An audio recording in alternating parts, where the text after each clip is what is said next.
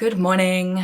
I am talking to you guys today about genetic variants. Why is her recovery happening sooner? Why is she getting her period back sooner? Why did she not have to gain as much weight as me? Why can she get her period back and work out at the same time? All questions that I have heard, or just concerns, worries, and fears that I have heard many times over and over again. And so you've probably had that thought. You've probably been scrolling and seen someone recover and they've posted it as a selfie and they've been like, I got my period back. And you're looking at them and you're like, oh, but she's so thin, or she's so much thinner than me. Or someone posting and saying, I got my period back and I never had to stop training. All of these things, they can be really challenging and damaging because it creates a woe me effect. But what we need to be looking at is the oh me effect. You are unique, right? So in many ways, you're not. I talk about unicorn syndrome. I talk about there's no special way that recovery is not going to work for you because you're special. No, but there certainly is genetic variance that says your recovery is going to look wildly different. So let's look at it this way. We are more than happy to acknowledge that everyone else has a different physiology. When we look at athletics, for example, we know that Olympians have a different physiology, right? Like a tennis player, they can process the speed of a ball coming at them significantly faster than someone who is an amateur or who has never played tennis. Random example. People are good at different things because of slightly different genetic variances. And we're happy to accept that. And we're also happy to accept that some of those people are born with that and some of those people can develop that. So I'm going to go down both of these rabbit holes for a bit. First of all, you are born with a genetic blueprint that determines certain things like whether or not you have slow twitch muscle fibers or fast twitch muscle fibers, meaning whether you are someone who could run for longer or someone who maybe wouldn't run for longer but has more explosive power in one fast movement, like a distance runner versus an Olympic weightlifter. That's a genetic variance that each of us have and are born with. Then there's the trained kind where if you do something from a young age forever, you're more adapted genetically to be that way. And we've all got something like that. And this includes our metabolism. If you ate a certain way or had a certain relationship with food or with exercise or had a certain routine, if you were a child athlete, if you were not, all of these things actually play a role in determining the makeup of your body today and who you are today. And so this makes sense that recovery would look different for you.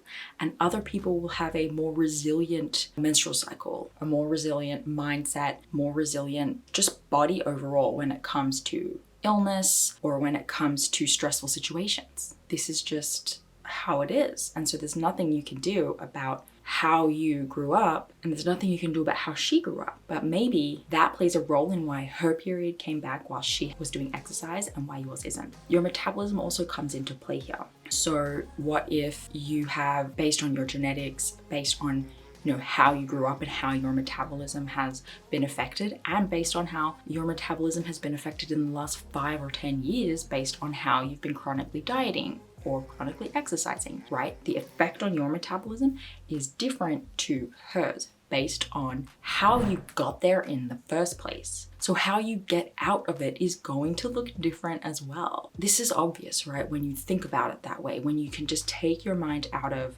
one-to-one comparison and remember just how differently your journey was up until this point, when you can take yourself out of that position, it's much easier to rationally think about why this doesn't mean anything bad about you or good or special about you.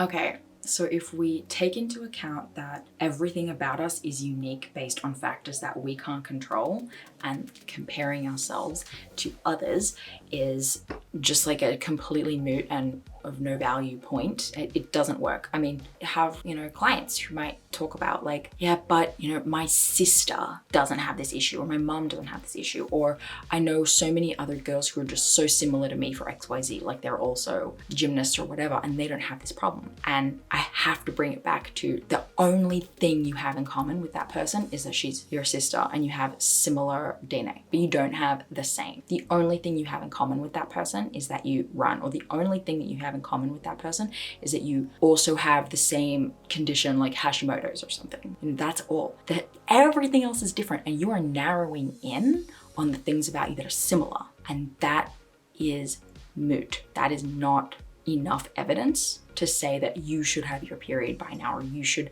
be able to do what she did.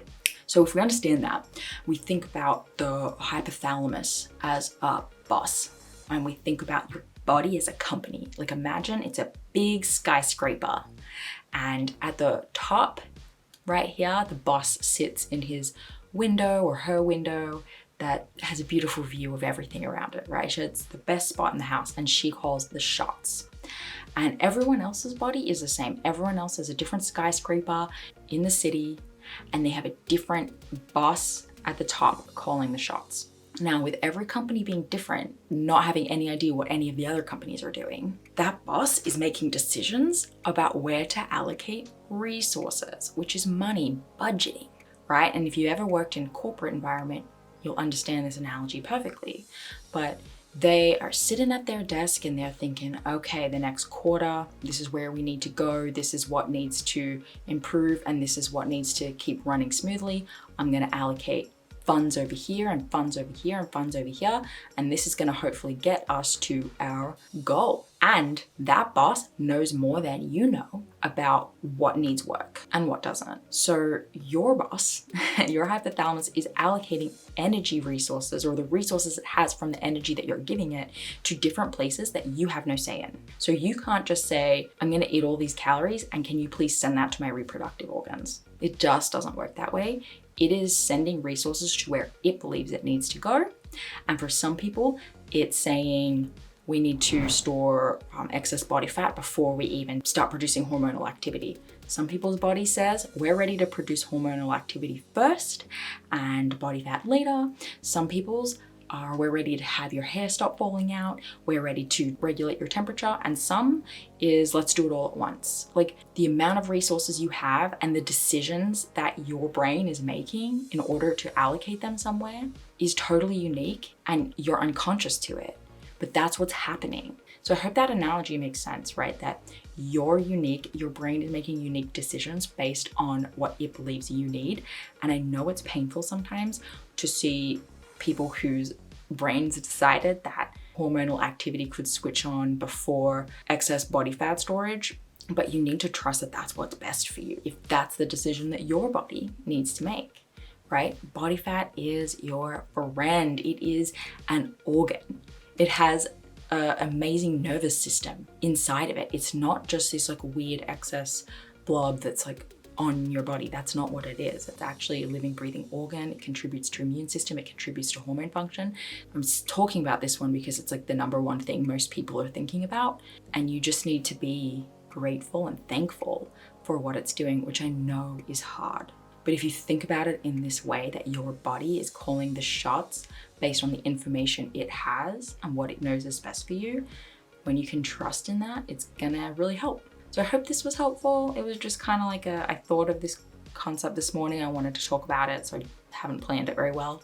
But I really, really hope that it helps you, because I know that comparison, it's not helping anyone through this time. And I encourage you to stop scrolling and stop listening to maybe the stories of others if you're really struggling too much with self-comparison, and start focusing in on yourself and coming to terms with yourself and your unique needs.